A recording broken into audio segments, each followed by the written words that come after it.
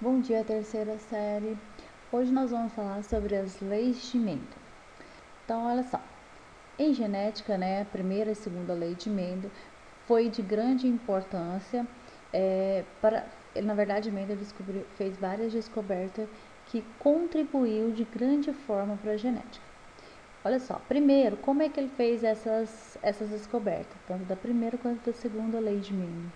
Ele fazia trabalho, né? Mendel era um monge e como ele vivia no monasteiro, ele cultivava, ele ficava na horta do monasteiro.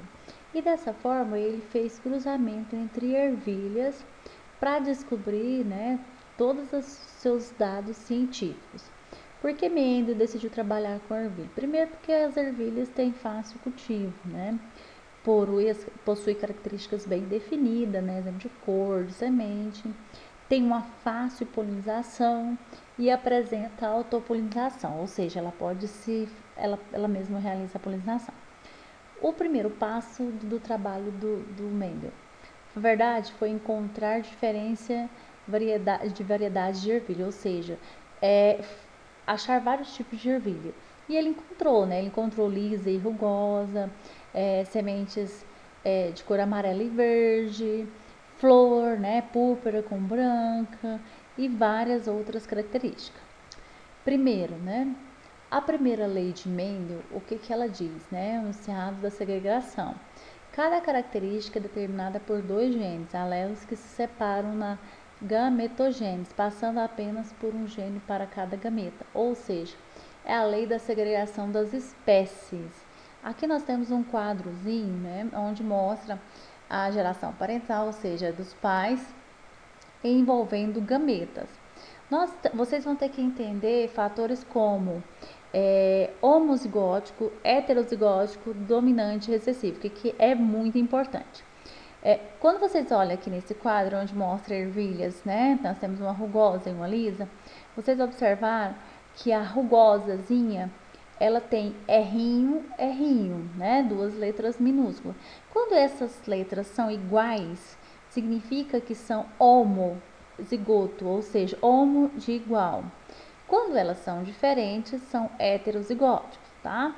Então, quando é minúsculo, ela é uma característica recessiva e quando é maiúsculo, é uma característica dominante. Então, aqui ele pegou uma ervilha rugosa, recessiva, homozigótica e cruzou com a ervilha lisa, homozigótica, tá? Então, a característica lisa é dominante, por quê? Porque tem dois R maiúsculo. E a característica rugosa é recessiva.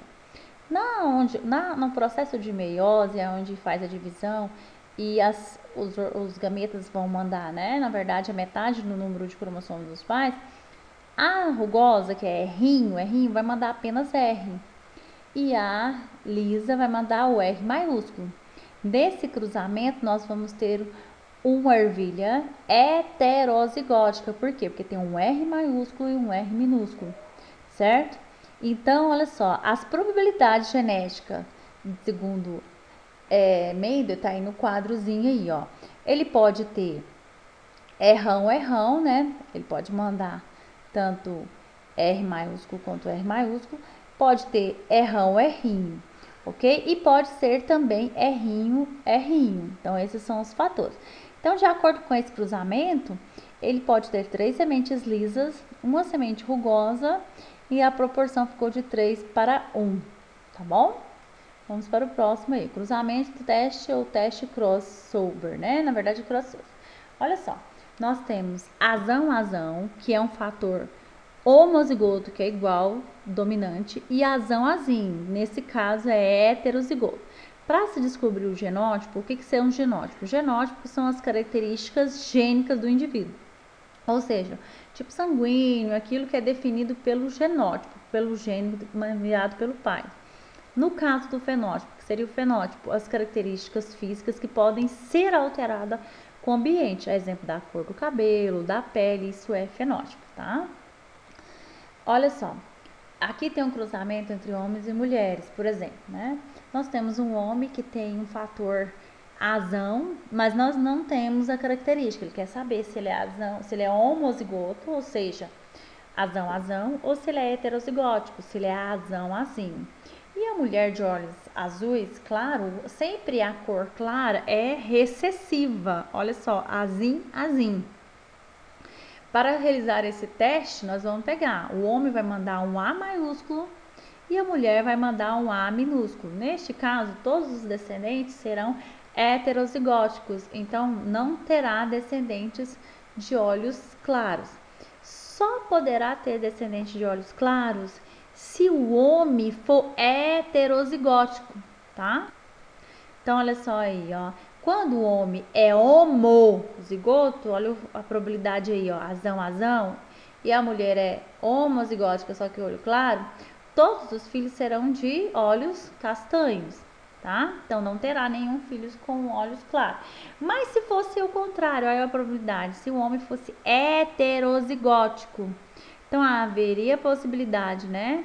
Neste caso aí, ó, 50% seria de olhos castanhos, certo? E 50% de olhos azuis, tá? Então, a conclusão é que neste cruzamento, F1, que apresenta 100% do fenótipo dominante, o indivíduo em questão é necessariamente homozigoto dominante. Então, quer dizer que homozigoto dominante é azão, certo? Olha só, monohibridismo com ausência de dominância. Aqui nós temos exemplo da bovino, né? No caso do branco, quando faz um cruzamento do branco com o vermelho, nós vamos ter o animal ruão, né? Que é mesclado, né? Tem as duas características, branco e marrom. No caso de flores, né? Quando a gente temos a branca com a vermelha, nós vamos ter a rosa, dá o intermediário. E aí, por aí a gente vai. Então, aqui, ó, eu deixo um quadrozinho das possíveis probabilidades genéticas de um cruzamento. Lá atrás eu tentei explicar sobre o cruzamento, o quadro genético, quando eu falo de azão ou azinho, e aqui eu coloquei para vocês detalhadamente. Por exemplo, se eu tenho dois indivíduos, um homem heterozigótico para algum fator, tá? Que seja a cor de cabelo, que seja a cor dos olhos, você escolhe um fator. Se ele é heterozigoto, ele tem que ter uma letra maiúscula, no caso do A maiúsculo, e tem que ter uma letra minúscula, no caso do A minúsculo. A mulher também é heterozigótica. Então, vocês vão entender que para cada cruzamentozinho, né, o homem ou a mulher vai mandar apenas um alelo, ou seja, um A, ou maiúsculo ou minúsculo. Então, o primeiro cruzamento aí, ó, o azão vai encontrar, o azão do homem vai encontrar com o azão da mulher, que vai dar azão. Ou seja, um indivíduo homozigoto dominante. Depois eu vou pegar esse mesmo azão do homem e vou cruzar com o próximo A da mulher, que é o azinho. Então, vai ficar azinho. Então, nós vamos ter um indivíduo heterozigótico, também dominante, porque tem uma letra maiúscula. Aí eu vou de rosa aí, ó. Agora eu vou pegar o azinho, né? O segundo A do homem. Ele também vai fazer um cruzamento com o azão, primeiro A da mulher aí. Vai também ter um indivíduo heterozigoto, que vai dar azinho. E quando eu pego o azinho versus azinho, eu vou ter um indivíduo recessivo. Então, nessa casa aí, a probabilidade é que a cada 4, 1 é dominante homozigótico, 2 é heterozigótico dominante e 1 também recessivo, tá? Ó, definição, só para terminar, né? As definições das primeira e segunda leis de Mendel. Primeira lei, eu falei que é a lei da segregação das espécies. Cada característica hereditária é determinada por um par de fenótipo, que hoje chamamos de genes ou alelo.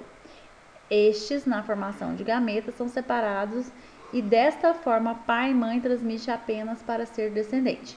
Segunda lei, lei da segregação independente, ou seja, né, os alelos de um gene se separam independentemente dos alelos de outro gene, tá? Essa é a segunda lei de Mendel.